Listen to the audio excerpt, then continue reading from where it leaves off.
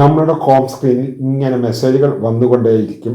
ചില സമയത്ത് നമ്മൾ അതങ്ങനെ കൈകൊണ്ട് തൂത്തങ്ങ് കളയും. ചിലപ്പോൾ അബദ്ധം പറ്റിയെന്നിരിക്കാം. അത് നമുക്ക് ചിലപ്പോൾ പ്രധാനപ്പെട്ട മെസ്സേജുകളും അത് ചിലപ്പോൾ കണ്ടെന്നിരിക്കാം. അപ്പോൾ അതെങ്ങനെ വീണ്ടെടുക്കുമെന്ന് ആകെപ്പാടെ ഒരു കൺഫ്യൂഷൻ വരും.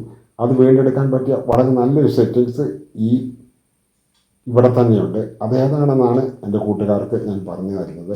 അതിനു മുമ്പ് എൻ്റെ കൂട്ടുകാർ ഈ ചാനൽ ഒന്ന് സബ്സ്ക്രൈബ് ചെയ്തില്ലെങ്കിൽ ഒന്ന് സബ്സ്ക്രൈബ് ചെയ്യാൻ മറക്കല്ലേ, ഒന്ന് ലൈക്കും ചെയ്യണേ.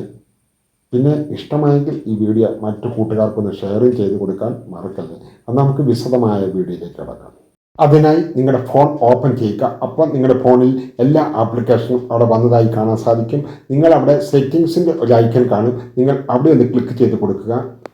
കണ്ടോ, ഈ സ്ക്രീനിൽ കാണുന്ന ഏത് ആപ്ലിക്കേഷൻ വേണമെങ്കിലും നമുക്ക് ആരും കാണാതെ ഹൈഡ് ചെയ്ത് വെക്കാം. അതിന് പറ്റിയ ഒരു സെറ്റിങ്സ് ഞാൻ ചെയ്തിട്ടുണ്ട് ഇതിനു മുമ്പ്. അത് കാണാത്തവർ അതും ഒന്ന് കാണാൻ ശ്രമിക്കുക. സെറ്റിങ്സിൻ്റെ ഐക്കണിൽ ക്ലിക്ക് ചെയ്യുമ്പോൾ സെറ്റിങ്സ് ഇങ്ങനെ ഓപ്പൺ ആയി വരുന്നതായിരിക്കും.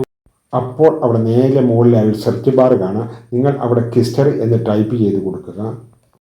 അപ്പോൾ അവിടെ കുറേ ഓപ്ഷൻ വന്നതായി കാണാം. നിങ്ങൾ അവിടെ നേരെ താഴെ നോട്ടിഫിക്കേഷൻ ഹിസ്റ്ററി എന്നുള്ളിടത്ത് ഒന്ന് ക്ലിക്ക് ചെയ്ത് കൊടുക്കുക. അവിടെ ക്ലിക്ക് ചെയ്ത് കൊടുക്കുമ്പോൾ വീണ്ടും കുറേ ഓപ്ഷനുകൾ വന്നതായി കാണാം. വീണ്ടും നിങ്ങൾക്ക് അവിടെ നോട്ടിഫിക്കേഷൻ ഹിസ്റ്ററി എന്ന് കാണും. നിങ്ങൾ അവിടെ വീണ്ടും ഒന്നും കൂടെ ക്ലിക്ക് ചെയ്ത് കൊടുക്കുക. അതോടെ നോട്ടിഫിക്കേഷൻ ഹിസ്റ്ററി ഇങ്ങനെ ഓൺ ആയി വരികയും അത് ഓഫായി കിടക്കുന്നതായി നിങ്ങൾക്ക് കാണാൻ സാധിക്കും. നിങ്ങൾ അതൊന്ന് ഓണാക്കി കൊടുത്താൽ മതി. ഇനി ഇങ്ങനെ നിങ്ങൾ സ്ക്രീനിൽ തൂത്ത് കളയുന്ന എല്ലാ മെസ്സേജുകളും ഇവിടെ വന്ന് സേവ് ആയിക്കൊള്ളും.